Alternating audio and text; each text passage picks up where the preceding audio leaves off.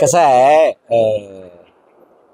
काँग्रेस आणि भाजप हे वेगळे नाहीतच. मुळामध्ये कसं आहे की दोन्ही पार्टीचा जन्म हा भ्रष्टाचार करणे.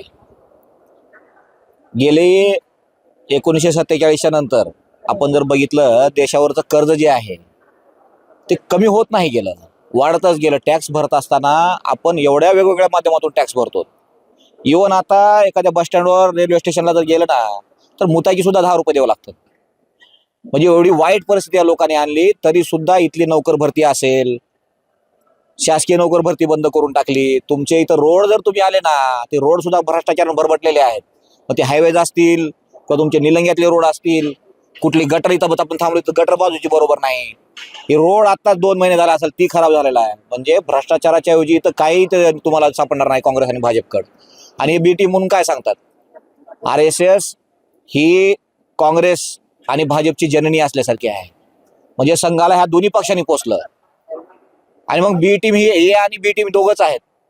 त्याच्यामुळं इथं खरा विरोधी पक्ष जर कोण असेल तर तो फक्त वंचित बहुजन आघाडी आहे. त्याच्यामुळं त्यांना कुठलाही नैतिक अधिकार नाही की वंचित बहुजन आघाडी बी टीम म्हणण्याचा. इथं लोकशाही जर वाचवणार कोण असेल तर वंचित बहुजन आघाडीच. प्रत्येक गोष्टीमध्ये कुठला भ्रष्टाचार झाला असेल त्याच्यासाठी विरोध करायला वंचित बहुजन आघाडी. हे सगळे यांच्या मिटिंगा संध्याकाळी होतात काँग्रेसच्या, भाजपच्या. हे सगळे भ्रष्टाचारी एकत्र बांधव आहेत. अगोदर निजामाकडून त्यांच्या दाड्या खाजून पाटील की देशमुखी घेतली. अर्धे पाटील भाजपमध्ये, अर्धे देशमुख काँग्रेसमध्ये, अर्धे देशमुख काँग्रेसमध्ये, अर्धे भाजपमध्ये. त्याच्यामुळे बी सी टीम ती त्यांनीच आहेत आणि शी घाण टीम बी त्यांनीच आहेत, भाजप आणि काँग्रेसवाले.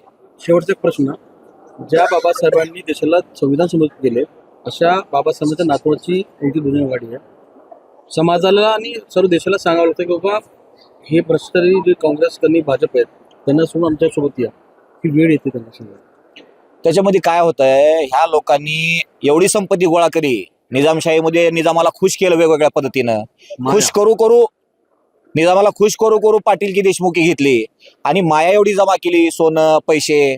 आणि त्या माध्यमातून लोकांना वेड्यात काढणे, पूर्ण मीडिया हातामध्ये घेणे, त्याला वेड्यात काढणे, लोकांमध्ये एक बी टीम म्हणून ही करणे, मतं खात्यात म्हणून ही करणे. मतं बहुजनांचेच, ओबीसीचे, SC ST ओबीसीचे, मुस्लिमांचे.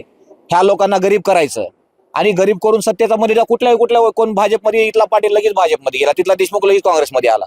म्हणजे फेक नेरेटिव्ह स्थापन करायचा, लोकांना हिंदुत्वाच्या नावाने वेड्यात काढायचं, दंगली घडवायच्या वेगवेगळ्या माध्यमातून आणि सत्ता आपल्या हातामध्ये ठेवायची. शेवटचा प्रश्न, वंचित बहुजन आघाडीच्या माध्यमातून जे नगरपालिकेत जे थांबलेले उमेदवार आहेत, आपण SC ST OBC अल्पसंख्याक आणि सर्व समाजाला काय म्हणतात?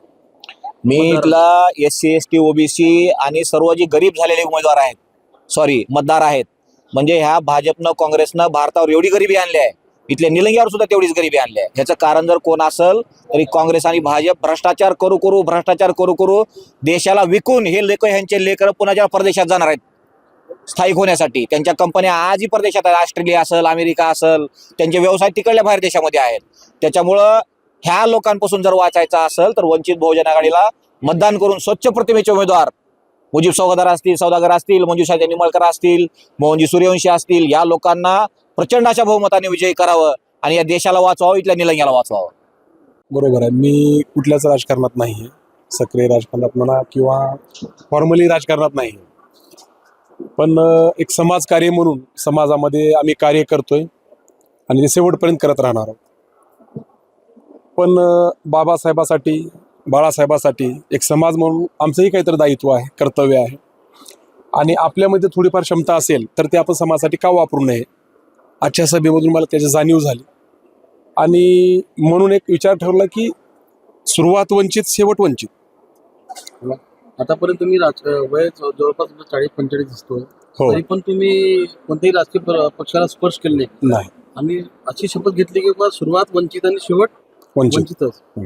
तर ही जे लक्ष्य गाठण्याचा, तर ही तर सिद्ध तुम्ही केलेलं आहे, परंतु गुलाल उधळल्यानंतर, विजय होण्यानंतर ही लक्ष्य पूर्ण होईल असं वाटतं? 100% आम्हाला जेवढी क्षमता आहे आम्ही सर्व ताकदीनिशी ते लावण्याचा प्रयत्न करणार आहोत आणि करणार. अशाच नवनवीन ताज्या घडामोडी पाहण्यासाठी आजच आमच्या YouTube चॅनलला लाईक करा, शेअर करा, सबस्क्राईब करा आणि हो, बेल आयकॉन प्रेस करायला विसरू नका.